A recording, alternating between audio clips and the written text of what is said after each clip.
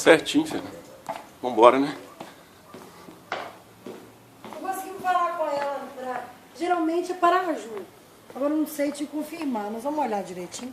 Tá bom. A madeira não é ruim, não. A mesma madeira. Você vai ver lá no meu telhado. A mesma madeira que usei no meu. Ela trabalha com coisa boa, né? Você vê pelo acabamento da casa dela. Não é qualquer coisa, não.